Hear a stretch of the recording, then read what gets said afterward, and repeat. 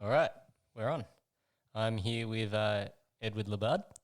Yeah. Thanks for having me, Johnny. No, that's okay. Thank you for coming Man, on. this happened quick. Yeah, it was quite a funny story actually. It was like so Ed came into my showroom at MacArthur BMW, and he was dealing with one of my good sales guys, Josh, and my sales manager, Kelvin, and then you're on a 3 Series demo, and then you sort of did your shopping, did all that, came back, and then you saw this beautiful M135i. I even took the 330 overnight. Yeah, If you remember. that's right. Yeah. And and then we went for a bit of a drive together, and we got talking, and I was like, geez, it's a really the things that struck me was the first thing is that you were quite authentic about who you were, and then the second thing is we had this pretty good honest conversation. Yeah. And in the end we did business, but then I said to you, Ed, by the way,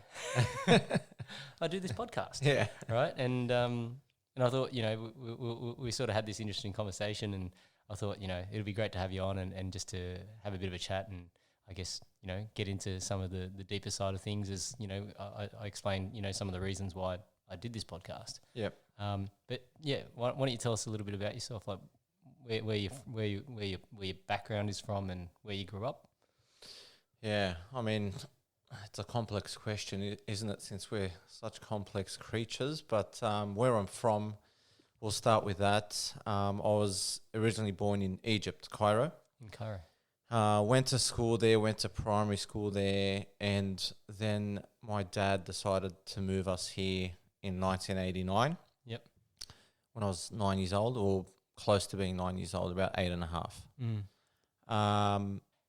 It was definitely a culture shock, massive change. But now that I look back at it, I've always adapted quite quickly. Yep. And in my personal life, in my professional life, I've adapted quite quickly. And now that I think of it, I was speaking fluent English within 4 weeks of being here. Wow. So let's go back a step. So Yep. So growing up in Cairo, what would be, I guess, some of your first memories of being there? What can you remember? Definitely family,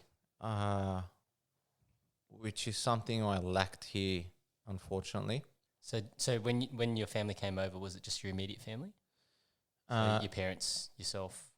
Yeah, it was my immediate family, but my dad had cousins and sisters here, etc. Yep. Some in Melbourne, that I still stay in touch with. Some are still in Sydney that we're not very close with.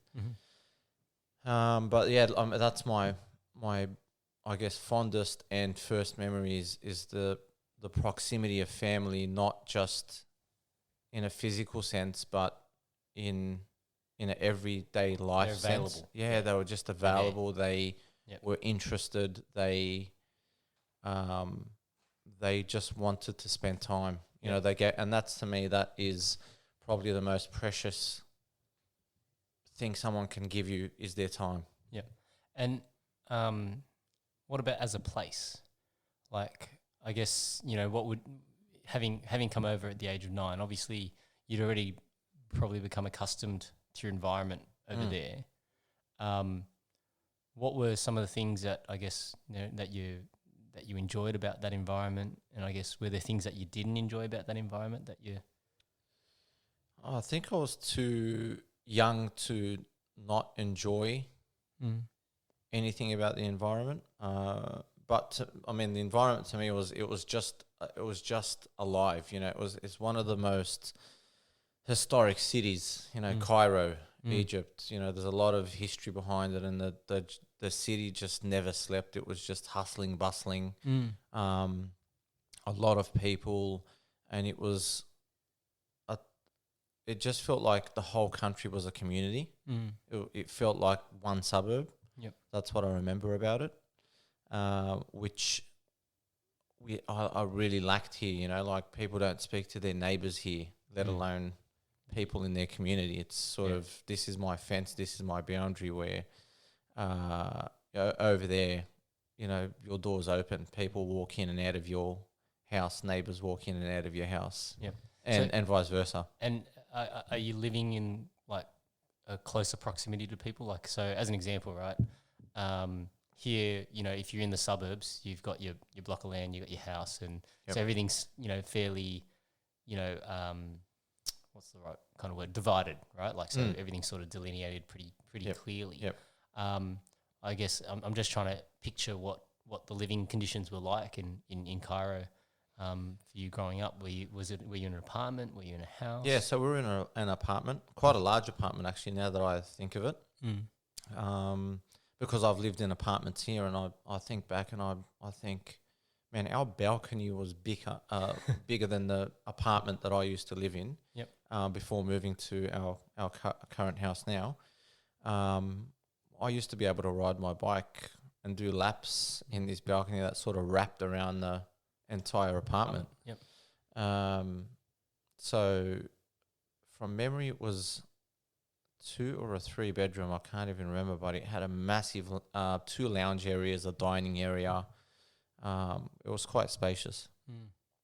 And okay, and so what language would you speak in? Obviously in Egypt, like was it Egyptian or Arabic? Yeah. Arabic. Okay, so Arabic was the normal sort of language, and then schooling, was that done in Arabic or what was it done in? So Arabic, French.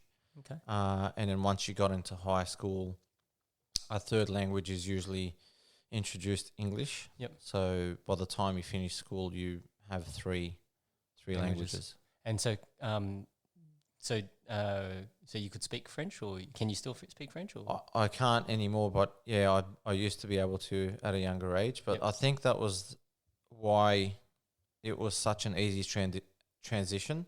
You know, French to English is quite easy because of the difficulty in pronunciation of French. Yep. Where the other way around, when you try and reverse it, you know, people may struggle a little bit more going from English to French. Yep. So then, how did what was some of the reasons for your parents deciding to move to Australia? My dad thought it would, you know, we'd have a better future here. Okay. And look, he wasn't wrong. I'm I guess on paper successful. Yep. You know, again, very hard to define success. Yeah, it's in the eye of the beholder, and that's right. It's different to every person.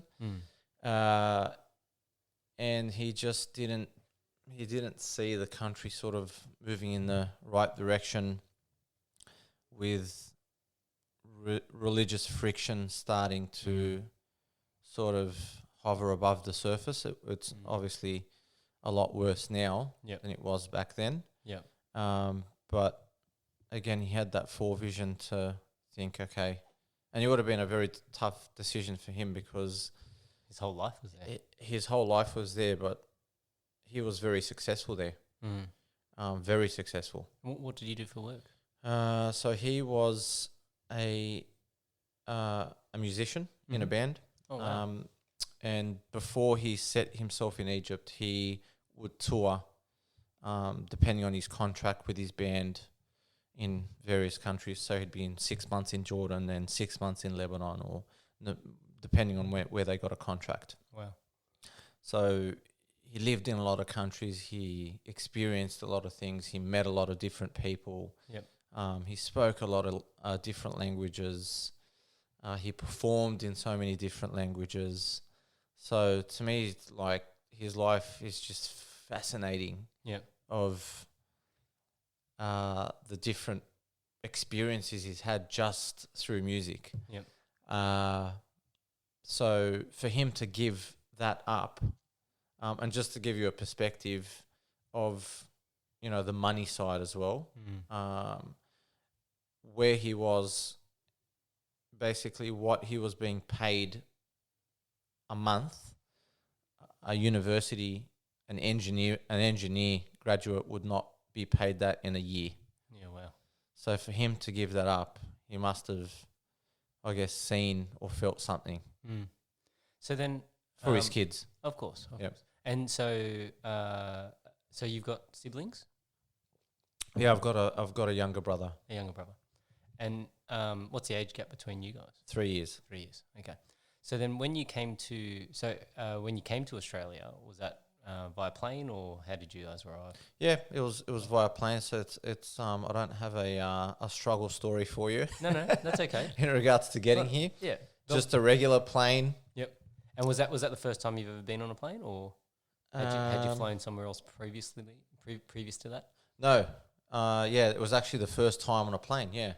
And then did you like, I guess when your parents said, "Hey, we're moving to Australia," what were you thinking? Like, were you thinking that Australia was like a place next door, or I don't remember them explaining to us, if we were moving or not. Maybe they did, maybe they didn't. Actually, maybe a good conversation for at the next family at the next family dinner. But I remember the day. I remember the day of going downstairs with all our stuff, and I remember feeling like what's happening? Where are we going? I remember looking. There was a ditch in front of our apartment block, and in that ditch, I found a Rolex. Okay. Yeah, so I remember that very, very clearly, and then I don't remember anything after that. I remember picking up that watch. Yep. And after that, there's just nothing. Okay. Yeah. And so then what would be your earliest memory of being in Australia?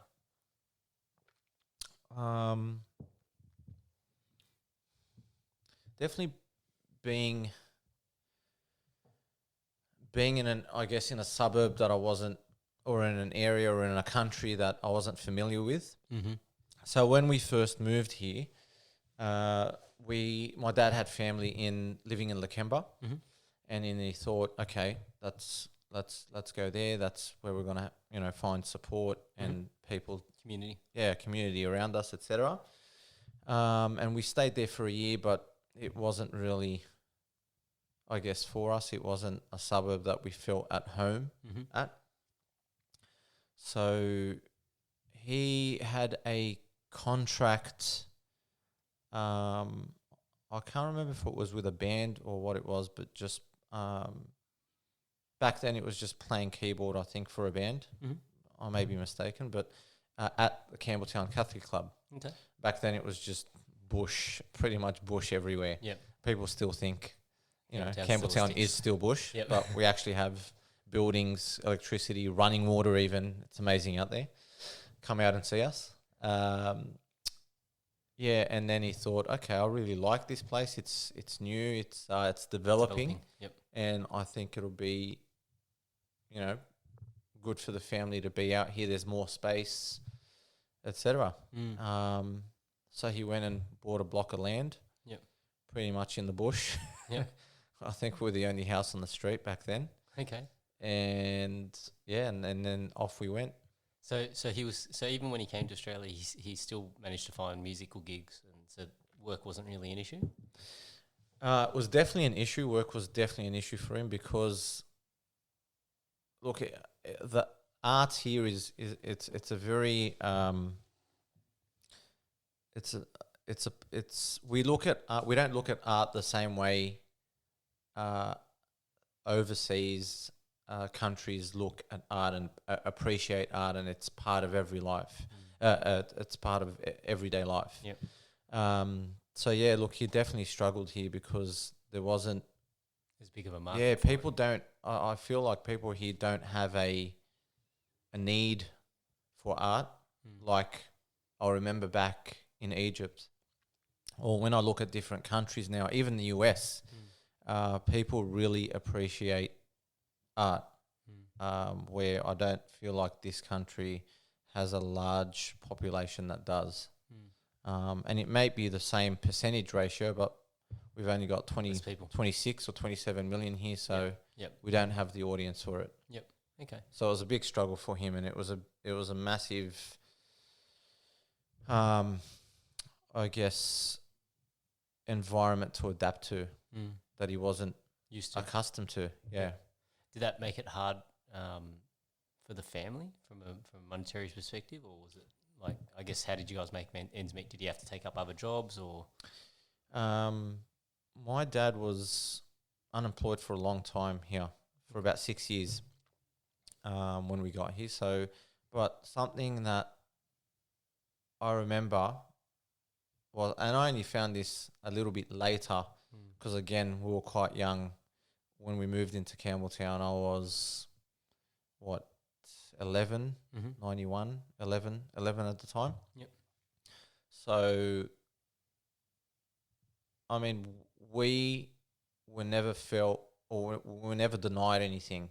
We never felt like we went without anything.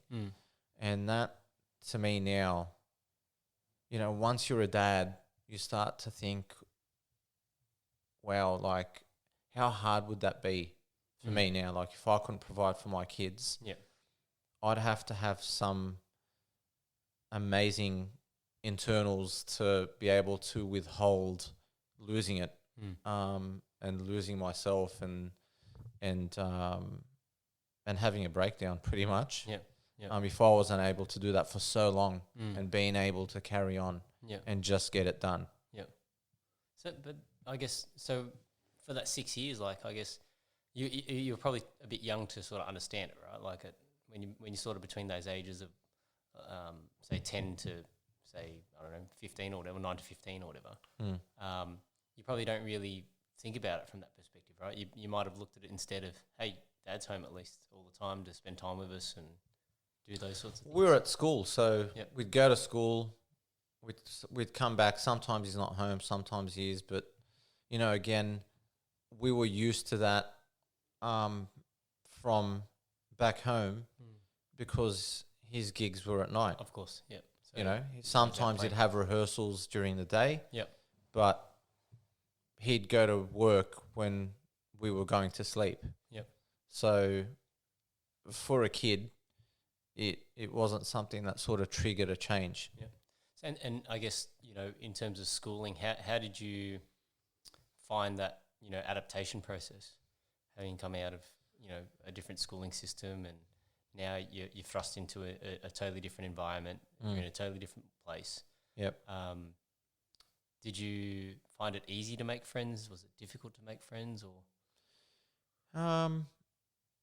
Yeah, look, I've never had an issue in crowds or or I guess just speaking to people.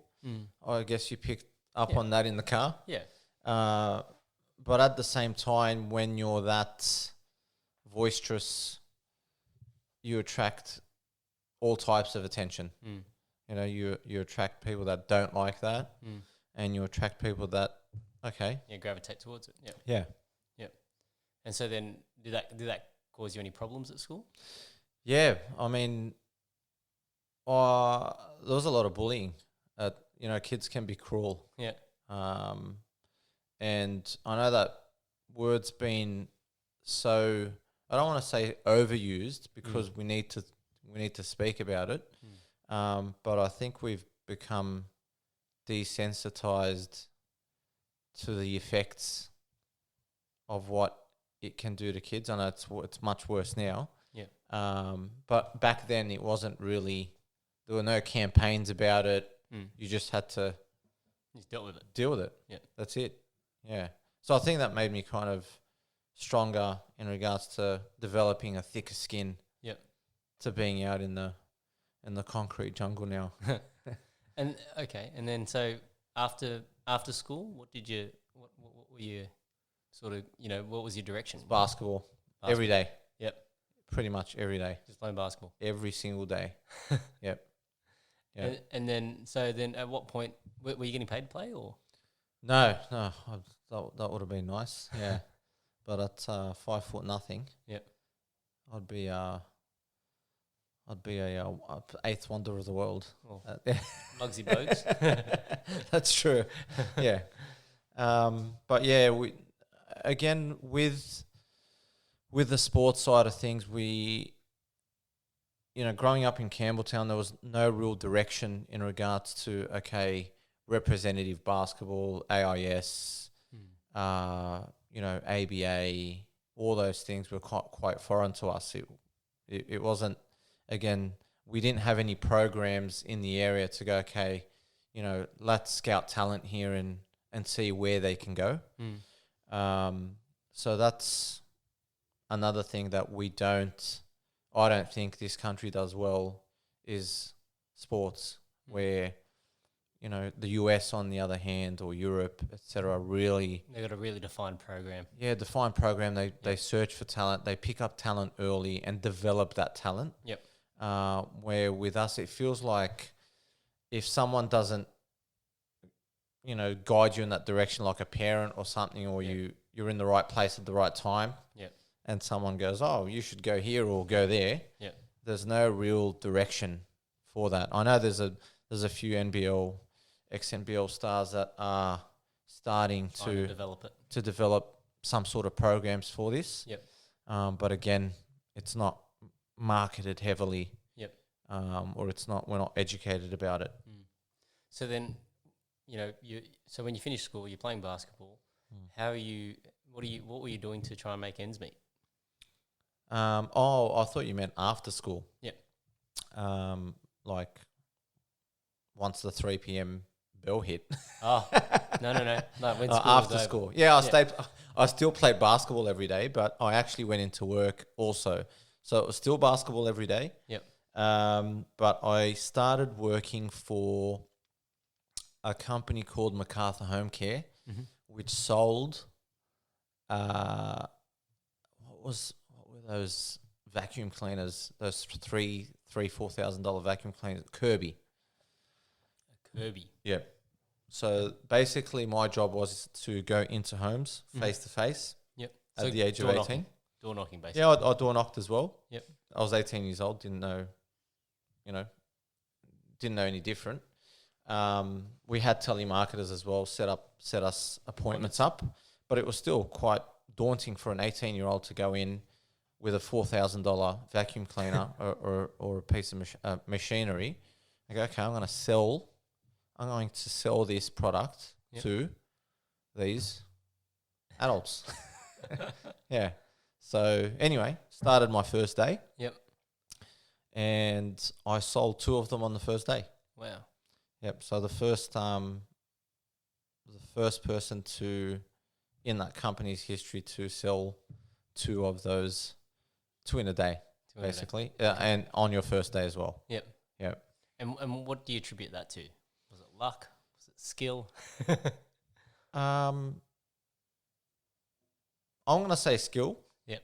I'm definitely going to say skill, because you can't be lucky to sell those machines just by luck, especially 2 on the first day. So it was an eye opener for me to really comprehend how much opportunity we've got in this country, and that you don't have to follow a certain path that's stipulated. Oh, you got to go to school, then you got to go to uni. Doesn't matter. You don't have to know what you want to do, and then we can figure out what you want to do later. I thought to myself, I've just earned X amount of dollars in one day, so really, I can actually, it's my choice, and depending on how hard I work, is what I'm going to earn. I'm not going to earn the same as this person that's next to me if I'm working harder. I kind of like this sales thing. Thought, okay. And then from there, I did that for a year, went into another sales role, but I started getting a lot more interested in the psychology behind, conversations, and started analyzing what just happened. How can I do better? What did I do? What did they say? And naturally fell into that analysis mode of, okay, sales psychology, I could really utilize this, but I started to think, okay, this is almost like a superpower, influencing people. So I can use it for evil, or I can use it for good. And so what were some of the things that you started to, I guess, read or research? Like what do you have any, are there any, like, I guess, influences that you thought really helped you in that developing those sales skills? It wasn't, a certain book or a certain like Rich Dad, Poor Dad or Zig Ziglar, or it wasn't like a certain book. It was ongoing. The books helped. The companies that I worked for with their training helped. The managers that I had, certain managers that I thought, okay, you're great, I can learn from you. And sometimes not even managers, sometimes sales consultants. Seeing other guys do it. Seeing other guys and going, okay, that's a good strategy. I'm going to take that and add it to my toolbox. I'm going to take this and this and this. Yep. To the point that I got pretty good at it, that I thought, okay, I can actually train people now to become top performance, top consistent performers, so they're not, up and down all like 80% of salespeople. And started to figure out, okay, this is not a sprint, it's a marathon. Yep. So you've got to steadily get there and work on it every month to be at the top of your game. Yeah. Well, that's one of the things that I always try and tell my people is that, it's not about, making a massive, a drastic change today or tomorrow. It's about, just trying to get that 1% better every day. Yep. And if you think about, life like that, if I can just be 1% better than I was yesterday, then, those cumulative gains or those aggregating gains over a period of time will make you more efficient.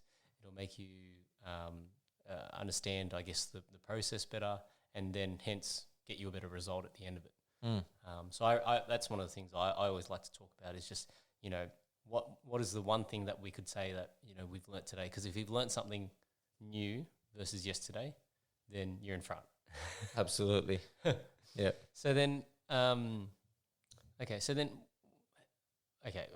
to ask this. So how does we started to, you mentioned this to me and I did look into it, and obviously, you've got a couple of hip hop songs out there. Mm-hmm. Where does this fit into all this? Look, another outlet that sort of just found me, I guess, I can't remember how old I was, maybe 14, 15. I started to write. Mm-hmm. And it would have definitely come from the influence of listening to, I guess, my first hip-hop, what we have back then. I'm going to show my age now. Cassette. Mixtape. Back then it would have been what, like Snoop Dogg? Yeah, it was actually, that was the first one. There you go. Doggy Style was the first album I heard, and I thought, man, who is that? Yep. That, like, the sound was amazing. The way they rhymed words was amazing. And I thought, okay, I want to started writing. And but look, I don't think I started writing because of hip hop consciously. It was an unconscious thing to start doing it as an outlet.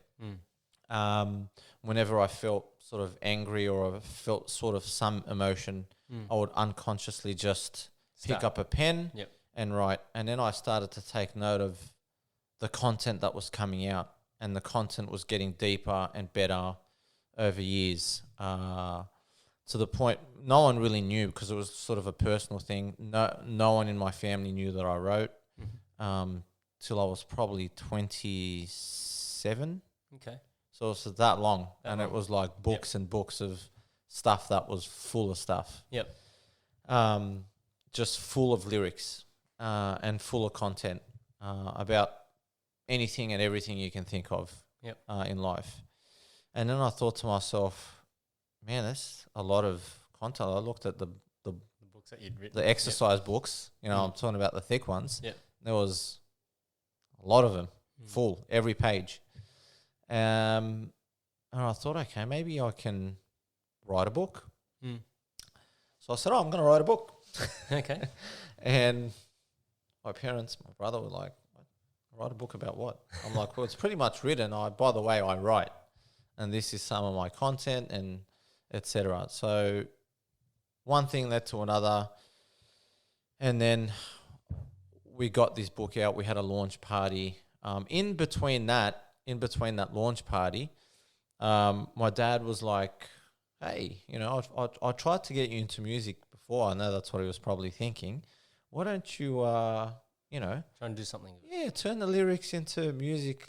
Music was something that I sort of, as a kid, sort of shunned. I didn't want to Get involved. I didn't want to get involved. I didn't like, to me, I wasn't a musician. That was your thing. I'll do my own thing. Yep.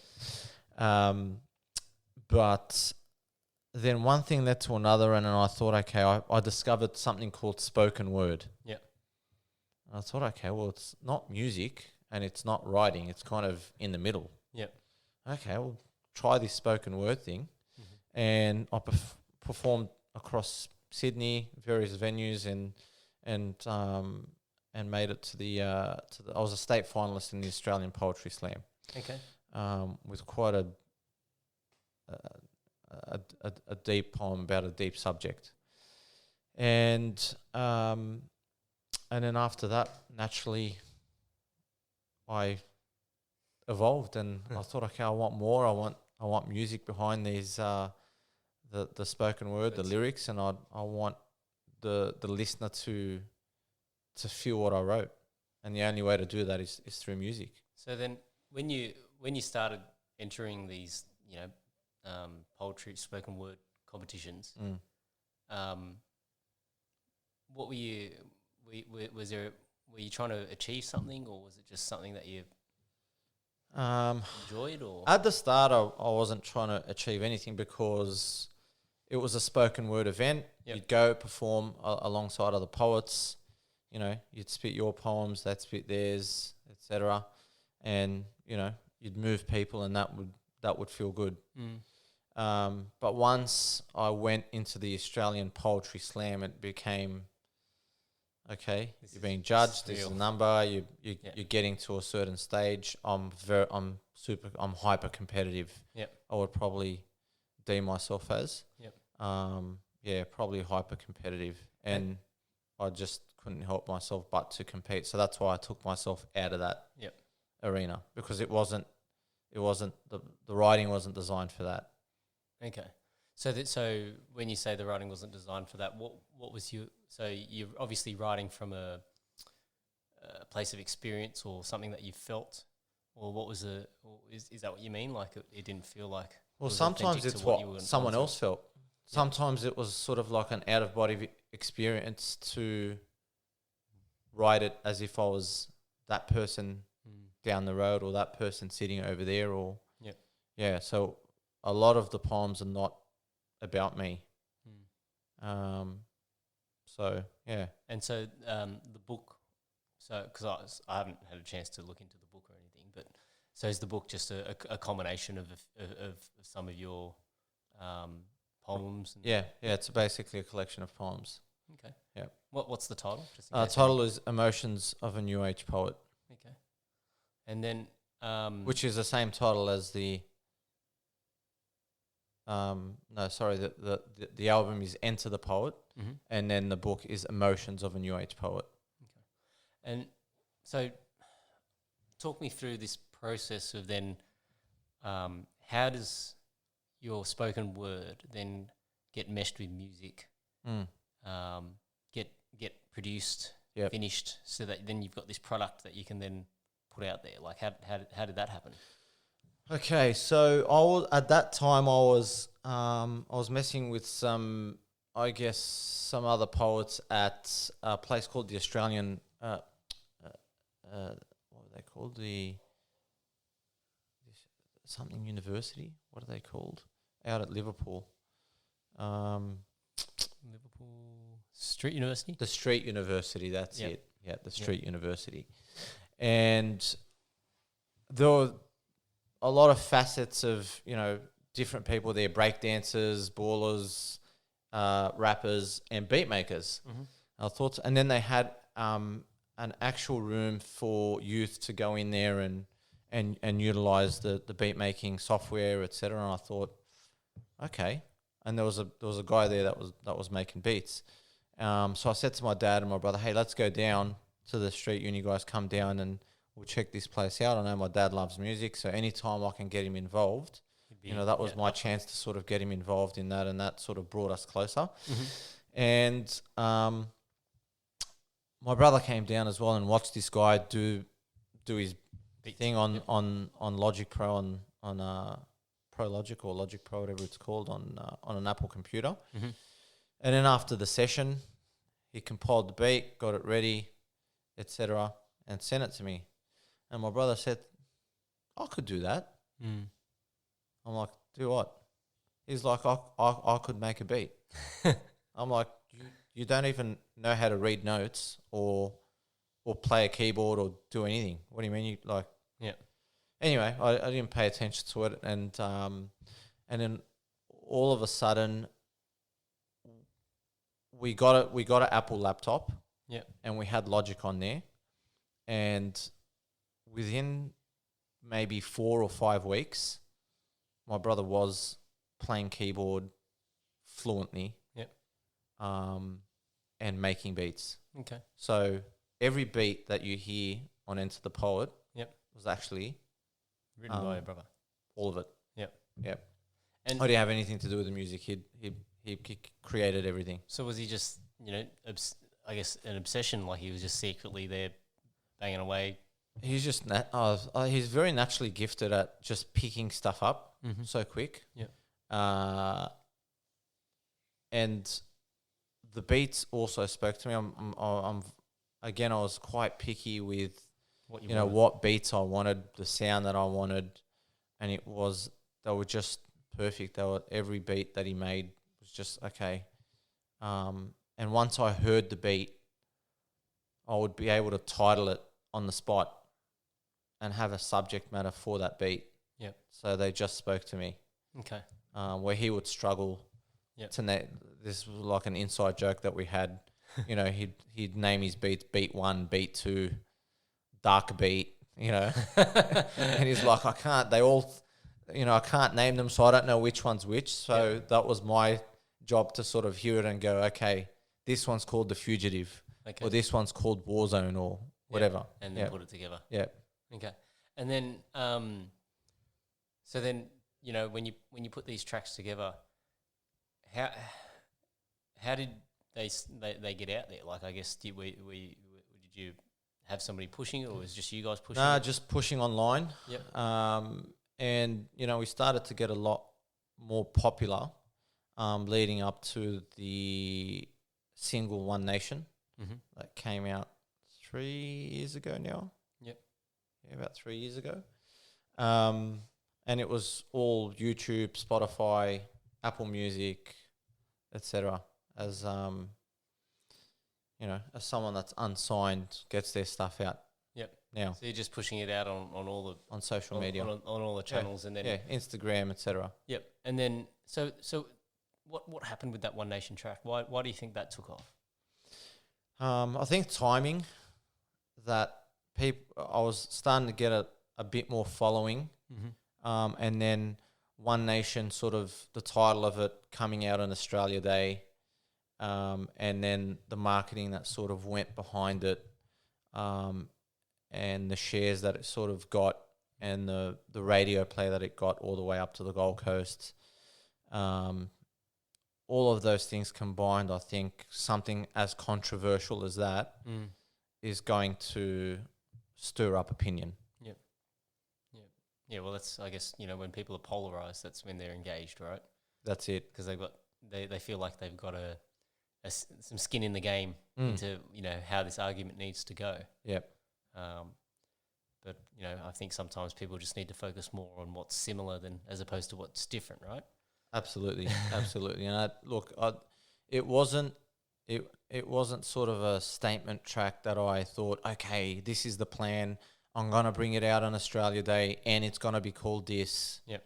And, the writing behind that track took many years, Verse 1 was in X year and verse 2 was in year Y, etc. as experiences developed. and some of them were, I think the first verse was, after I had kids, maybe the second verse was even before I had kids. And it sort of just wrapped everything that I experienced in regards to, racism growing up, and then everything that I feared that my kids would face growing up as well. Yeah. Because of the way they look or the colour of their skin.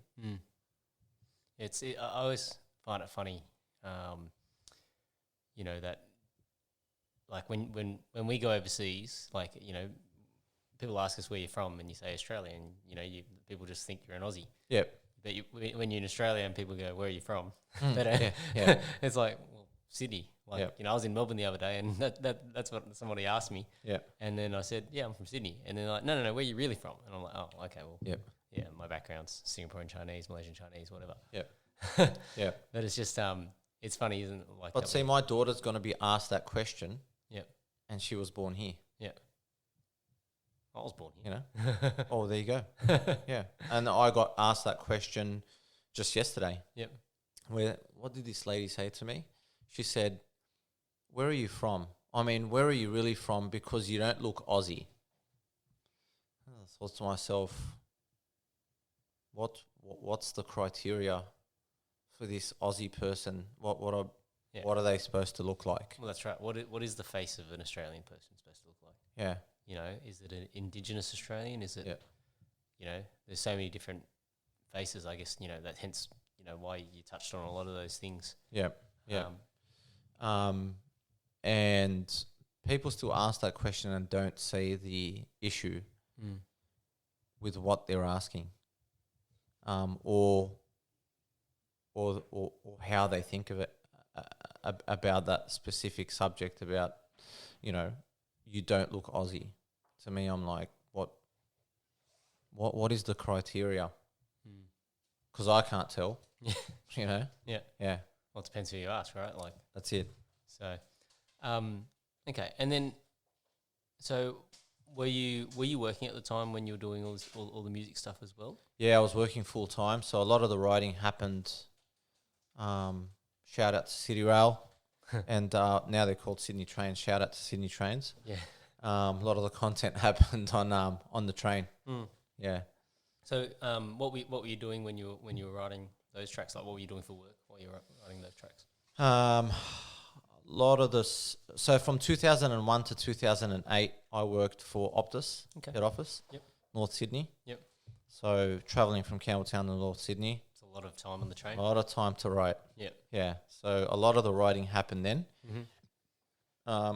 Sometimes I'd be at a certain spot and I'd have to stop what I'm doing and something would come over me. I'd have to write it, and that was it. That poem would be done in 5-10 minutes. Yep. That piece would be written. Yep. But if I don't pick something up from that point and do it, gone. It's gone. Yeah. Yep. Do you ever wake up and then have something in your head and then you got to try and get it down straight away? Yep. Yeah.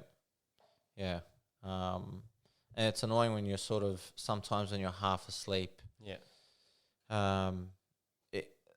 Those sorts of emotions though were very much stronger, and I feel like slowly I'm losing that sixth sense to do that. I feel like I'm immersed or in work, and because that's the thing, that I find that the economy and sort of artists you can't mix them. You're either one or the other.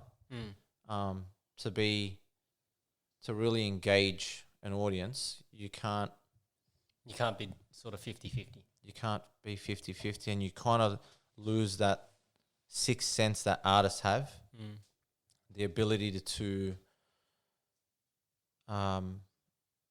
it's the best way I can explain it is a sixth sense. Yeah.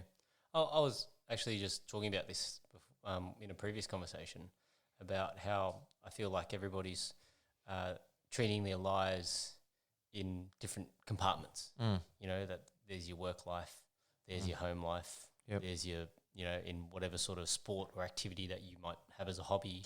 Yep. And I think, there's so much pressure on people to be, wholly and solely invested in whichever one it is, that you sort of switch off yourself. So like, when you're at work, people just look at you as the guy from that works at that place or whatever, and they don't give two shits about anything else to do with you. You know, like what you might be at home or what you might be at, at your hobbies or your passions or whatever it else is that you do. But that's one of the things that and I know that in the past I probably wasn't strong enough of character to be like that either. I felt this immense pressure to conform. That people in my industry would do things this way, so you just follow the same thing. And I think it's only probably in more recent years that I've finally got that. I would say it's a strength of character where I know whatever happens, I'm going to land on my feet anyway. To be able to say, well, I think we should change the way that we look and do or approach these things, because otherwise, it's the definition of insanity is doing the same thing and expecting a different result, right? Yep. And so, the market and I guess, from, technological advancements and all that sort of thing adjusts so quickly that sometimes we need to revisit the way and the reasons why we do things some of the ways that we do things. So I sort of look at it as, I went through a phase where, because everybody talks about work-life balance, and then, there's a lot of the new age style, of entrepreneurial, I guess, thinking that says, if you do what you love, you never have to work a day in your life. And then, I sort of came back to having this, going back to the concept of the work-life balance, and instead now trying to integrate the things that I do so that, it's all still me. Like I'm still the same guy that I am at work, to a similar guy that I am at home and a similar guy that does this podcast. But I'm actually trying to leverage each of those different avenues for mutual benefit. So, like I feel grateful that I can go to work, meet guys like yourself, make friends with a lot of these other different people that I would otherwise never had that opportunity to do so. Yeah.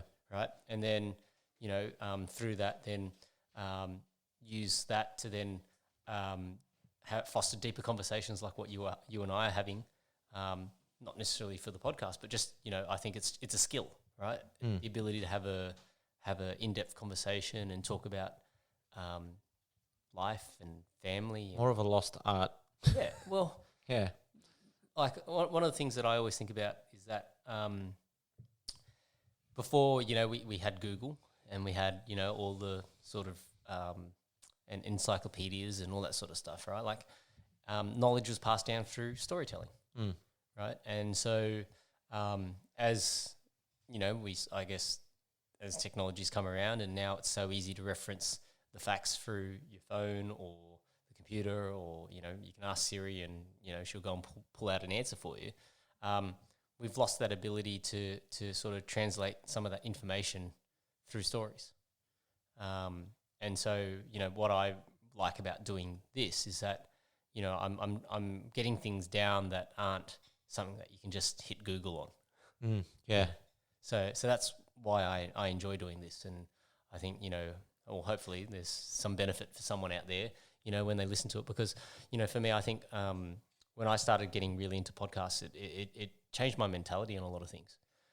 Because here I am, it's almost like I'm a fly on the wall listening to this great conversation between two or however many people are in that conversation, and you're getting multiple perspectives that if you didn't get out of your comfort zone, and a lot of people don't want to get out of their comfort zone to try and make new friends or put themselves in uncomfortable situations, social situations to forge new relationships. But I can do all this from the comfort of my car or my home. All I need is a set of headphones and or AirPods or whatever, and I can do that. And suddenly take influences from people who might be successful or have had a different life experience, and basically try and learn from some of those experiences without having gone through it myself, right? And I think that's the powerful thing about the storytelling side of things. I always think back, like from a historical perspective, right? Like people would have used stories to then try and identify that, you don't eat this thing because this thing's going to kill you, and that's the story. But the sad thing is that for them to work that out, someone had to eat it, like cassava, right? Like yeah. how did they freaking work out that you got to wash this thing and basically take the toxins out of it, so that you can eat cassava roots? Yep. And like it makes me think about how many people have effed it up. A lot of trial and error, right? For them to have that story about how to do it the right way. Yeah. So I sort of view it as this sort of thing is like it's almost like a cheat code in a game to fast track your mentality or your thinking about certain perspectives and certain issues.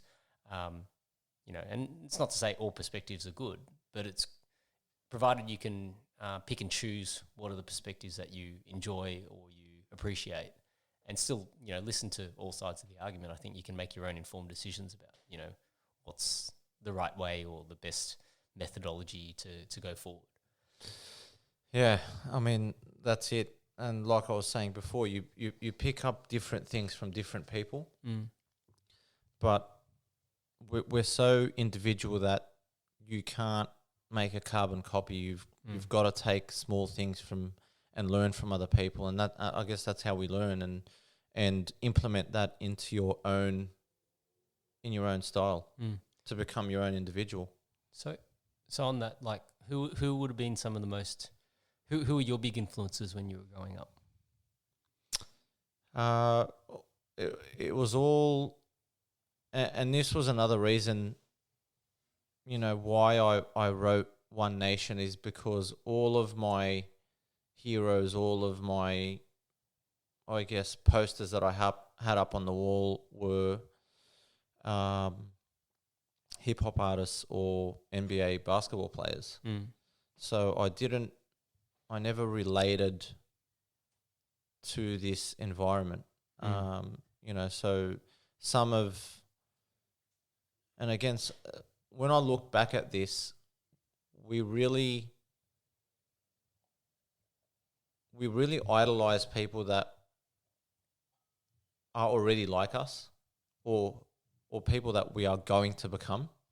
So the two guys that I really idolized growing up was Charles Barkley, which was an undersized, overweight basketball player that was told, no, you're too fat, you're too slow, you can't jump, you can't do all this stuff. Who was a loudmouth, was probably the loudest mouth in the NBA.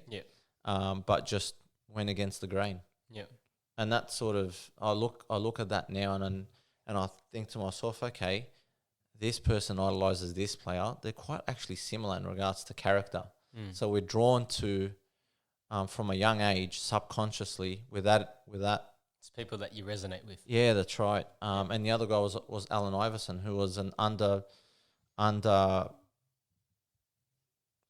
underappreciated guard. I guess he was barely 6 foot. He wasn't even 6 foot. He was, on paper they put him as 6 foot, but again, he was undersized.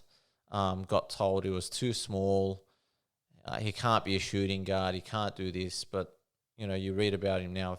Pound for pound, he was the greatest scorer in the league's history. Pound for pound. Wow. Yeah. See, when I think about Iverson, I think because Iverson and Kobe were basically that same era. Yeah. And I think Kobe took a lot of the limelight, and Iverson sort of went under the radar. Well, at the start, Kobe was under the radar, and Allen Iverson. I mean, when he got him to the finals in 2001. He was the league MVP, so all the limelight was on him. But then again, he was scrutinized a lot for not conforming and saying things like, "I don't want to be like Jordan, or I don't want to be like Larry Bird. I want to be like me. Yeah. You want How to be dare you? Yeah. You know, you've been in the league for 2 years or a year or 3 years, and Yep. you know, this is like NBA royalty. Why wouldn't you want to be like that? Yeah. And that sort of resonated with me because, again, you know, I've always felt like a misfit. Like, I'm just trying to sort of find my own way. I don't want to be like you. I just want to be like me. Yeah. And that resonated with me because there's nothing wrong with that. And he ignited a whole culture. You know, people, you know, the league now, anyone you see in an arm sleeve is because of him. Anyone that you see with cornrows in their hair, that was because of him. He brought, you know, hip hop culture to the game. Yeah. And he did that because he went against the grain. Yeah. So yeah, that resonates. Those kind of people I looked up to. Now that I analyze the situation, I understand why. Yep. And I guess did those role models help you on a professional level? Absolutely. You know, another person I idolized was Tupac. Yep. And again, someone who, with conviction and no apology, spoke his mind. He was unapologetic. Whatever was on his mind, he said it. Like it, don't like it, and that's, you know, that's I guess where I am now, where that can cause friction. Yeah. I was going to say that would have gotten you into trouble. Yeah, I mean, I'm quite confrontational. I seek confrontation. Yep. I don't see anything wrong with confrontation. I see it as a healing process where other people see it as painful. So those types of people that I idolize definitely helped me in my professional career because, again, you're in a corporate company, but it's the schoolyard. There's your bullies. There are the people that spread rumors. Yep. You know, it's like life. The schoolyard is like life. Yep. And you have to have those sort of skills or that confidence to be able to do those things, especially in some of those bigger corporate companies, because there's so many people. Yep. And to be heard and to be appreciated for who you are, you have to be able to do that. Yep. So when you left the corporate role, so you were at Optus obviously for quite a period of time. What was your mindset behind that? Like, what were you trying to achieve then? So back then we started a recruitment company with one of my ex-colleagues who used to work for Optus. He went and worked in recruitment, approached me and said, hey, you know, we can start our own recruitment company. You'd be good at it, etc. And back then I just finished a stint as a corporate trainer, a live corporate trainer. And I had to do a lot with the internal recruitment and dealing with recruitment agencies. Yep. And again, being competitive, I thought to myself, well, I could probably do it better than you. Yep. You know, there's holes in the process that you're taking, and I could do it better than you. So, you know, off we went for 4.5, 5 years. Yep. And rest is history. Wow. Yeah. Okay. And then so, you know, now you've sort of branched out and you've got more, like, plenty of other things going on as well. So then what was the mindset, you know, into then, you know, going out and then saying, oh, I'll go and buy this business and do this and do that? After the recruitment agency? Yeah. Well, after the recruitment agency, I actually went back into the corporate world. Okay. Which I kind of missed that camaraderie. Yep. And that's something that I miss to this day. Yep. And that's the thing, in a retail business, it's a very lonely business. Yeah. Running your own business is it's a lonely road. Yeah. The higher up you go, the lonelier it gets.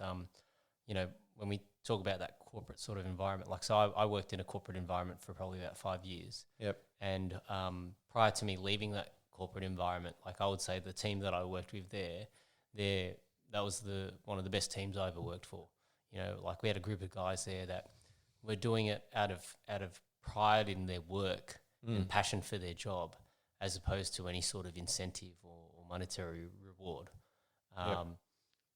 And to try and build that kind of a team in your own business is something that I think every sort of business owner aspires to. But sometimes it's just it's a matter of timing. It's a matter of people in place, right? Like you can't. Some moments in time you just cannot replicate. Because there are too many. What's the word I'm looking for? Too many variables. That's it. That you just cannot replicate. The types of people that I think about it now in that corporate role for a year and a half. That was just hanging out. I was literally being paid to hang out. I was very successful. But I didn't feel like I was working. I felt like, all right, going to meet up with my mates. We're going to hang out. We're going to do this. That's probably the ultimate in terms of flow state, right? Like you're in that flow state. You walk in the door. Everybody knows what they're doing. It's fun. It's exciting. Everybody's engaged. You have great conversations and you get the job done, right? Yeah, and again, going into sales, it was second nature. So I was naturally a top performer in that arena. So again, it just felt like the work was sort of second to hanging out. But it just the numbers were there. So it wasn't an issue for the organization because once you're in sales, if the numbers are there, they don't really care what else is going on. That's right. If you're doing somersaults at your desk and you're bringing in the numbers, all right, that's working. Keep doing somersaults. It's a real chicken or egg, right? Like, because people get carried away, and the analogy I like to use is people focus on the scoreboard and not actually on the process that gets you the score. So as an example, if there's a sale up, then you go, fantastic, there's a sale up, but all the steps that got you to that sale, why? So you can duplicate it. And so it becomes a pretty sad environment when you just keep looking at the score and you go, oh, there goes another day and there wasn't a sale, because you haven't really broken it down to the level that you needed to break it down to. I think if you especially in my kind of industry, like people are beyond getting sold to nowadays. Like people already generally have an idea what they like or what they're looking for, and sometimes it's about sounding it out with somebody.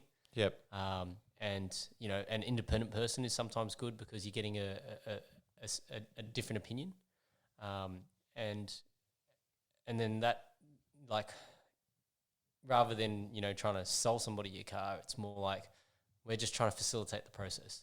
You've got your own ideas, you've got your own mindset in terms of what you want the vehicle to do and what you want it to achieve. So if I just take the pressure out of it, let me just help you come to the decision that you want to make. It just happens anyway. And it's a bit more organic. I think people would generally have a better experience as a result of it because there's no real, I guess, pressure. The only pressure is the internalized pressures that I need to buy this car for this reason, whether it's changing family circumstance or the existing car's got an issue, et cetera, et cetera, et cetera, right? So I think that those sorts of things they translate, and I think I've said this in a previous podcast, but the skills that you develop in a sales environment, like they parallel life. They parallel, when it comes to your relationships, it can parallel, to dealing with confrontation, negotiation. Like there's so many different things that you can apply those skills for. It's just about recognizing and translating those experiences into those other things. So as an example, like I think for you in terms of your that ability to write and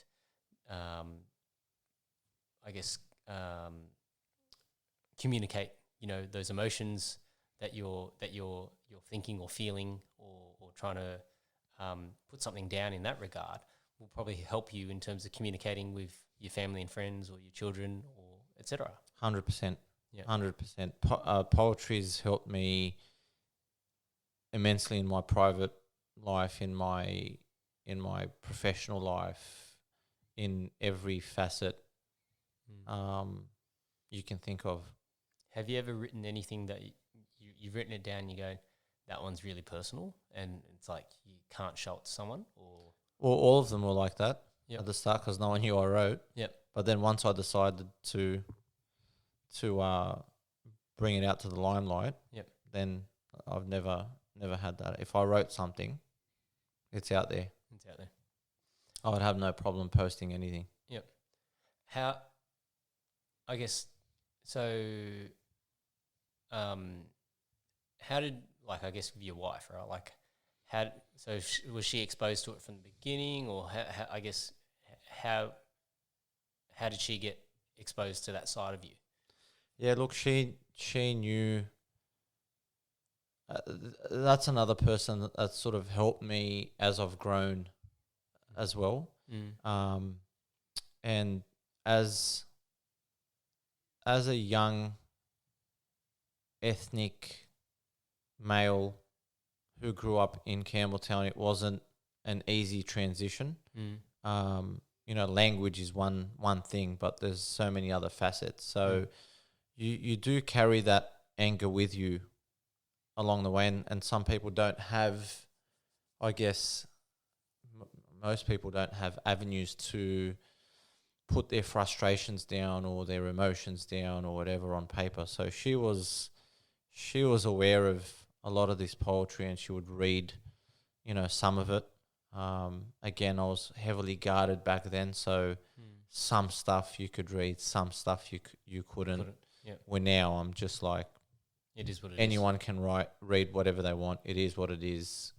The opinions of others they're not sort of in my thought process anymore. Yep.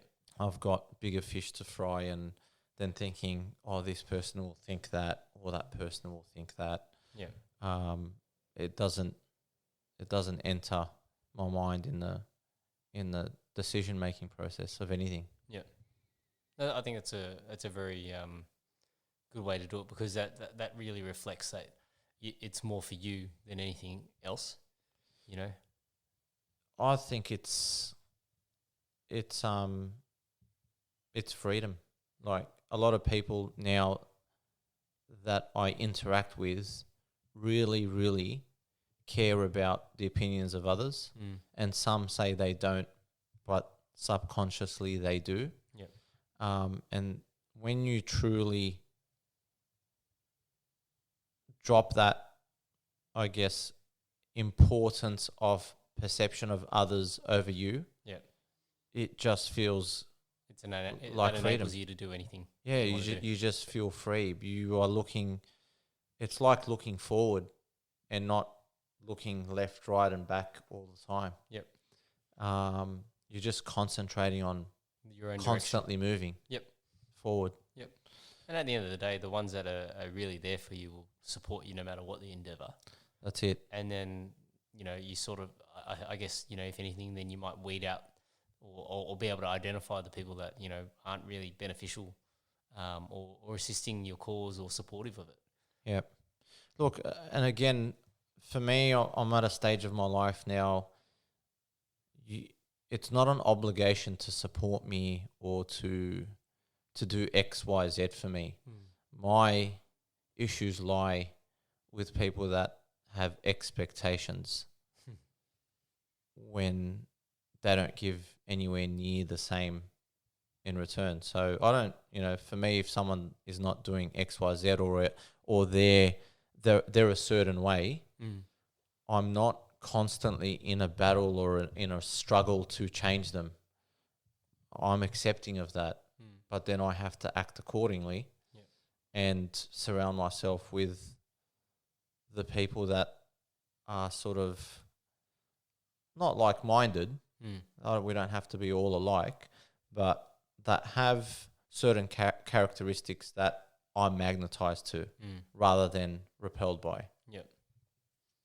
Yeah, well, there's there's been this saying for a while about how, you're the average of the 5 people you associate the most with, right? Yep. So, you sort of have to look at that sometimes and then review, in this average, is that helping to push you further along in the direction that you want to go, or is it actually holding you back? Yep. And it's not an easy conversation or discussion to have. Like if you need to make some of those changes, it's like, it's not an easy thing to approach because most people, don't want to face that sort of confrontation and, and then like, you feel bad almost for the other person because it's like, hey, like I like you and all, but, I'm going down this pathway and, you might not be on the same journey, and that's fine. Yep. But, you've got to do your journey and I've got to do mine. Like, that's it. But, a lot of people hear that and they just can't accept that that's the way it is. I mean, they really, really take it to heart. Yep. Yeah. And, in regards to that last comment about the 5 people closest to you, again, the first time I heard that was in a track by Nas, and I thought to myself, well, that's, you want to know who you are, look at the 5 closest friends that you've got around you. That's who you are. And then I thought to myself, man, it is really a light bulb moment that you really feed off of the environment that you place yourself in. You may think you're different, but inevitably you're going to eat from the same environment that you place yourself in. Yeah, and that's something that you're really in control of. 100%. I always like to think that, I guess, I have this concept in my head that I think might even flow from a Chinese feng shui kind of a concept, that it's like, heaven, earth and man, right? And so, when you're born into this world, I always like to think that, there's probably 1/3, or 33% that, is there's some sort of, direction that fate will pull you into. And then 33% of it is your own personal choice. Yep. By, the decisions you make and who you associate with. And then another 33% is the environment that you place yourself in. Yep. So, when I think of it like that, at least there's enough there for me to say, well, at least I can control 66% of my life. Yep. I don't need to control 100%. Yep. But 66% is pretty good odds. Yeah. Right. So that's sort of how I sort of view it. And, so that, at least that way I sort of have an out when something bad happens. I go, okay, well, sometimes it's meant to be, something bad happens, it's karma, it could be whatever. It is what it is.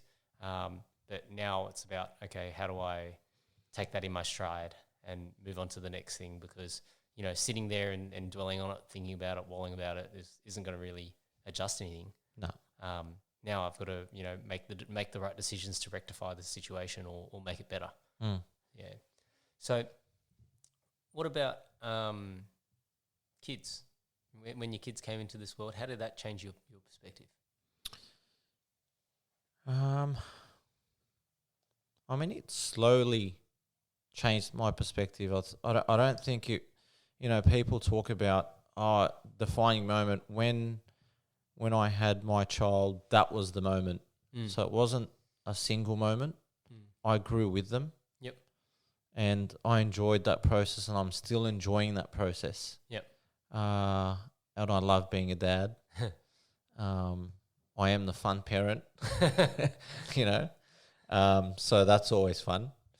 So I'm never I'm not usually the bad guy, fortunately for me. So, they've taught me a lot about patience, about the importance of understanding that it takes so much effort and so much time, which again, the most precious thing you can give to another person, and that's all they want. All they want is time. So we're going out there and chasing money and chasing businesses, and I'm trying to invest here and trying to invest there, and at the end of the day, anytime I'm going to work, they're just oh, we just want to spend time with you. Yeah. It's all time. Yep. You know, it all comes down to time. Yep. And you think to yourself, yeah, I'm providing a better future and I'm doing all this for my kids, but it's not what they want. They just want you to be present. Yeah. Yep. That's it. So that's, you know, something else that's very, very important to me, that's becoming more and more important of where my time goes and who it goes to. Because you've only got so much of it and you can't duplicate it. Yep. So they've taught me a lot. They've taught me so much, and they teach me every day. Yep. As much as I'm teaching them. Did you, I guess, when you say that there's no defining moment, was there some lessons that stand out for you in terms of? There's lessons every day. I mean, just the other day, we were sitting at a restaurant. I took my daughter out. It was on a Tuesday for lunch because she's on school holidays now. I quickly grabbed a bite to eat, and I had a little 390ml Coke bottle, and she grabbed it and started shaking it. Yeah, and I'm like, "What? Why would you do that?" And her face just went white, just blank. Like, what did I just do? What happened? Yeah.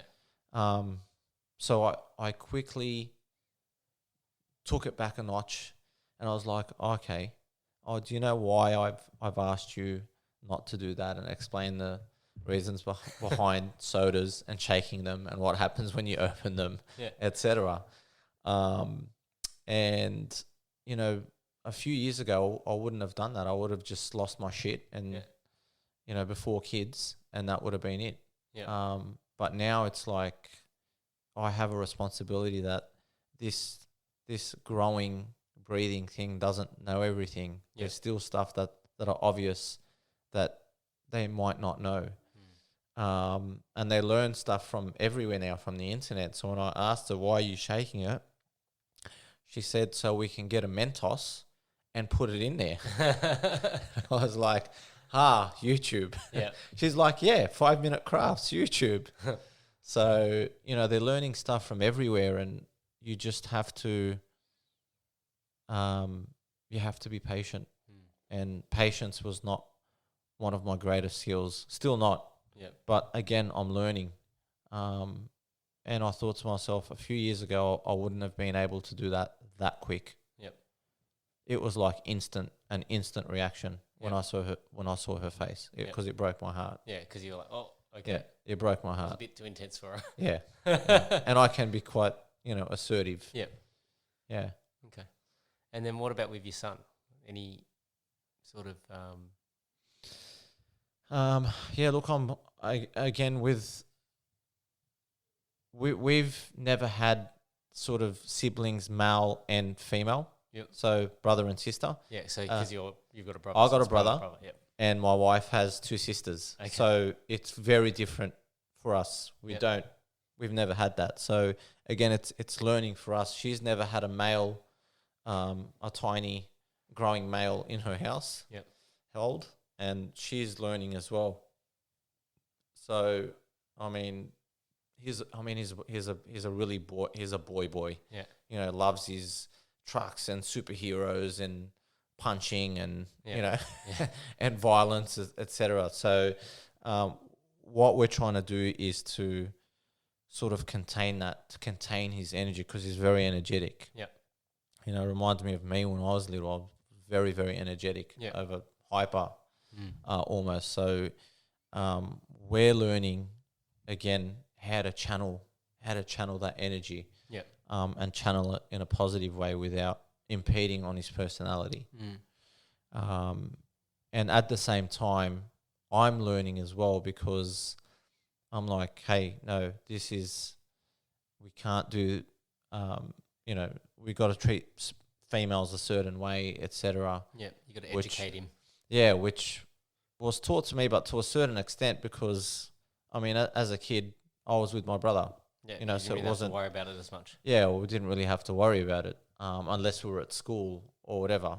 But my parents weren't there at the time, so they don't know what's going on at the school. But there's interaction between male and female. So this is a good I guess, teaching moment and a learning moment for us as well. To say, okay, this is the type of man that I want you to be. This is how we interact with females, especially your sister. Yep. You know, that this is going to set him up for later of the type of person he's going to be. Yep. And for the type of things that my daughter's going to accept and not accept as well. Yeah. So it's a learning and a teaching moment for everybody in the family. Yeah. I've got the reverse problem. So, you know, because Cadence is the older one and she just bullies the crap out of Harley. Yeah. You know, Yep. they'll be sitting on the couch and 2 seconds later she's kicked him off and then he's upset and then he's trying to get back up and she just keeps kicking him off. Yeah. And like the other day, she was doing this jigsaw puzzle and so when Harley got up from their nap or whatever and then Harley's stepping on the jigsaw puzzle and she just pushed him, like full on shoved him, right? And I was like, Cadence, why did you shove Harley? And then she didn't want to give me a response. And then I'm like, you know, like it's not nice to do that to people. You can't just go and shove them because they're in your way or whatever. You know, did you ask Harley to move? And she just sat there looking at me, and I'm just trying to think of different ways to try and articulate this so that she can at least try and understand. She's thinking of a reason. She's trying to think of a reason, but she, you know, like when I saw it happen, it was almost like, you know, like the way that she shoved him was just, you know, if that was another kid in the playground, like I'm sure their parent would want to come and fight me or something like that. That's sort of how I looked at it. But yeah, if anything, I guess he's going to grow up tough. But Well, look, kids are going to be kids, man. Like that's how they learn. They've got to. We have to give them room to stuff up. You know, otherwise they grow up with the fear of taking chances, with the fear of I can't take a step here or I can't take a step there because I'm reprimanded every time I make. You know, so we have to give them opportunity to stuff up and go, hey, it's okay. Let's try this way or that way. Why did you do that? So I'm learning that because I didn't grow up like that. Yeah, you know, I grew up the opposite. That there's no mistakes. You got to get that shit right from the first time. Yeah, you know, and so I'm trying to change that up now to. Because this is something that I had to change in my professional life that, okay, it's okay to make mistakes and became comfortable with mistakes to be able to accelerate my learning. Yep. That's the quickest way to learn. Yeah, trial and error. Fuck up everything on the first day. Yep. All right, got that out of the way. Sweet. Now you know, it's all up from here. Yep. You know? So I've got that concept and I'm trying to drum that concept into them. Into them, but I have to catch myself every now and then, you know, not to slip back into behavior that I'm accustomed to. That hey, you dropped this or you did that. It's all right, you know. So I have to. It's a constant reminder for me as well. Fair enough. All right, and then so let's. Can we talk a little bit about the bottle shop? Sure. Yeah. So let's talk booze. Let's talk booze. So you go and buy this bottle shop. Yeah? Was that basically how it happened, or was it? Well, how it happened was when I went back to corporate after the recruitment agency. It was with a company called Living Social. I don't know if you know Living Social, kind of like Groupon. They were here from the States, etc. So quite a large company. And then after that, my brother had a business with another two business partners that was supplying products that were shipped from China and manufactured in China into those sites like Groupon. So the product side, not the holidays and experiences and restaurants, etc. So they saw what I was doing at Living Social and said, "Hey, come and run our sales division, and look after all the sales internationally, etc. Yep. While we were there, obviously the industry took a massive hit after I was there for a year and a half, and some of these places started going out of businesses, Living Social pulled Living Social out of Australia, Yep. or they got bought out or whatever, and then 30 players got shrunk down to like 4 or 5. Yep. They were owned by the same groups. Same groups. Yep. We got approached by an old friend that owned a bottle-o, and his wife was from Germany, and she wanted to, I guess, she was on his back on his case to get out, go back to Germany. Let's take the kids to Germany, etc. And he wanted to sell. So it was literally one. I had no idea about what a bottle shop does. I drank. I knew about alcohol or consuming alcohol, but not about selling it. Yep. And my brother said to me, "Hey, this guy wants to sell his bottle shop. Want to buy it?" I said, "All right, let's do it." That was pretty much it. Wow. So having a bottle shop, does that make it easier to drink or Easier? Easier. Yeah. But It's like having if you're a kid yeah. and you owned a candy shop. Yeah. It's the same concept. Well, Would you eat candy as a Isn't kid? there I can't remember which song it was, but you don't get high on your own supply, you know? Yeah. That's a notorious the 10 Commandments. Yeah. By Notorious B.I.G. Yeah. Yeah. Never get high on your own supply. Yeah. I've broken that rule many times. And probably plan to tonight when I get home. Yeah. Was there any key learnings that you had from jumping into that business, having never done that business before? Yeah, massive learning curve. Yep. Again, dealing with products, retail side, again, very different to what I've done before, which was mainly services. Coming from telecommunications, recruitment, even with the product side, I never sort of touched the products. Yep. It was kind of in a warehouse, shipped to the customer, etc. Yep. So it was very, very different. That okay, there's a product now that needs to come in here. Yep. It's got to be accounted for. Yep. And the rest of the stuff was quite seamless because it was a lot of skills that I picked up over my professional career. Yep. Doing a lot of different things and not boxing myself in to say, okay, I'm only in this industry or this type of role. So going from, sales to leadership, to adult training, to internal recruitment / HR, going into external recruitment, then going into Living Social, again, marketing, and building marketing campaigns, and then going into import-export and traveling to Hong Kong and traveling to China. All those things sort of came together for us to be able to utilize those skills. Yeah. And my brother the same as well, doing, various things in his career as well. Yeah. So he's involved in the bottle shops as well? Yeah, so he's a 50% shareholder. Okay. Cool. And then how did the whole property thing, the property consulting thing come into the picture then? Again, I've always been interested in property. I've invested in property as soon as I was legally allowed to. Yep. And people are going to be confused as shit as to how you do all this stuff, by the way. But anyway.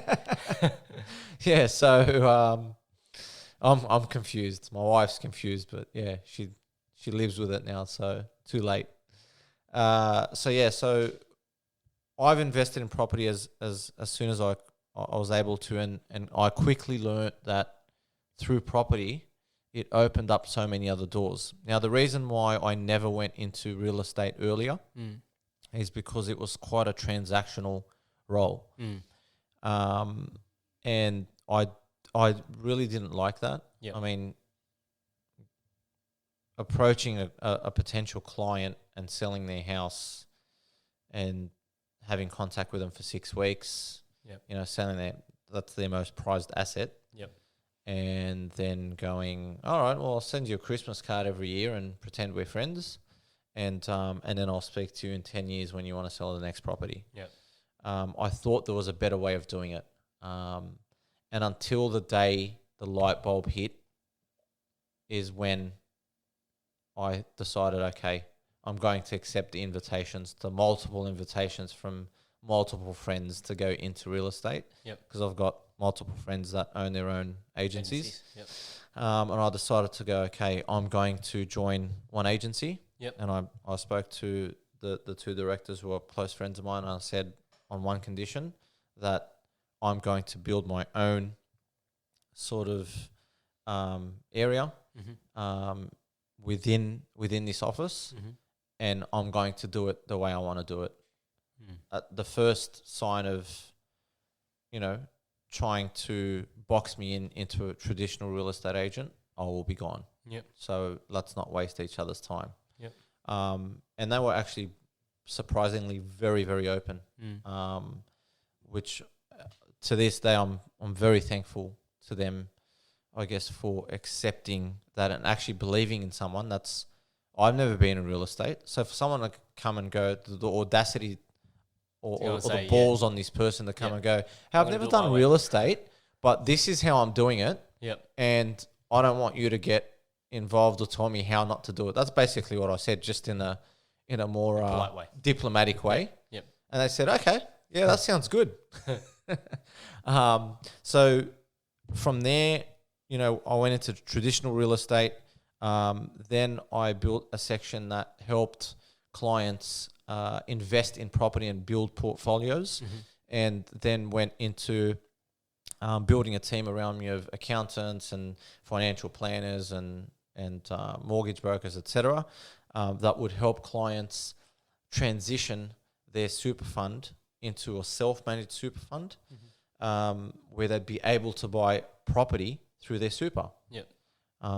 Sounds pretty boring, but at our age, that's some exciting shit. Yeah. So I guess if for people that are listening, what would sort of be a target amount in your super before you sort of consider that sort of avenue or pathway? Probably around close to 200 grand. Yep. Would be comfortable. Anywhere from between that 150 and 200 grand, we'd look at it. Anything over 200, we're good to go. Yep. At 150 to 200, we'd have to look at the situation and see what's happening. Yeah. And obviously, caveat is get your own independent financial or legal advice. I'm not promoting or anything like that. Absolutely. But it's just, or if you don't have one, I can refer you to a financial planner or many financial planners. We've got heaps of good ones around Sydney. Yeah. Well, I think it's one of those things that people take for granted until they get to a stage later in life, and then they go, "Oh, I should have thought about this." So if this conversation helps to prompt people to go, maybe I should look into something or whatever, then I'm happy. Well, think about the lifestyle you're living now. I thought to myself, man, we spend, looking at my budget, I'm like, our super, even if I had another two random people that just gave me their super every month, it still wouldn't be enough to live a comfortable lifestyle. So yeah, that sort of prompted me to start looking into it. To start looking into it and educating myself, and that happened a long time ago before I got into real estate. Yep. Hence why when the light bulb moment went, I thought to myself, why doesn't any or all of the real estate agents do this? As they say, ignorance is bliss. Yep. Now I know why they don't bloody do it, because it's complicated. It's complicated. It's a whole different skill set. So from the investment side, that's completely a different skill set. Yep. To the traditional real estate side, which is a completely different skill set. One's emotion, one's analytical, and then the self-managed super fund, another completely different skill set and another job on its own. Yep. And then on top of that, going out to find and acquire builders and developers, that's actually a full-time role with its own title on its own. Yep. So now I know why they don't do it, because it's like 3 or 4 different hard work. full-time roles at the same time. Yep. Yeah. and they'd pull their hair out and look like this. All right. Well, yeah, we've covered quite a lot in this conversation. I guess, is there anything that you might want to add, or is there anything that you wanted to cover that I haven't already covered with you? Probably one more thing that I wanted to actually, one more light bulb moment that just came to mind now. Mm-hmm. But this may actually be for another episode, so I'm gonna drop it. Okay. And then we're gonna just leave it there. Okay. But while I was at Living Social, yep, I discovered the true power of followership. Mm-hmm. If you gain or you understand what followership is and how to gain it, you become dangerous. You become dangerous to the establishment. And I experienced this firsthand, and this is when the assassinations of so many important people in our history and a book that I read about Tupac and his, I'm going to call it an assassination, actually started making sense to me of why he was so influential and dangerous to the establishment. I'm going to leave that there. Okay. For another episode. All right. Because that's another 2 hours. All right. How would people find you if they want to get in contact with you? They can find me on the web under, I guess the real estate side is Edward Labbad. Yep. The Bottle-O side is the Bottle-O Glen Alpine or the Bottle-O Narellanvale. You'll find us on Facebook. And the poetry and music side, hit up newagepoet.com. And I think that's enough hobbies I need. Yeah, right. You got plenty. That's enough.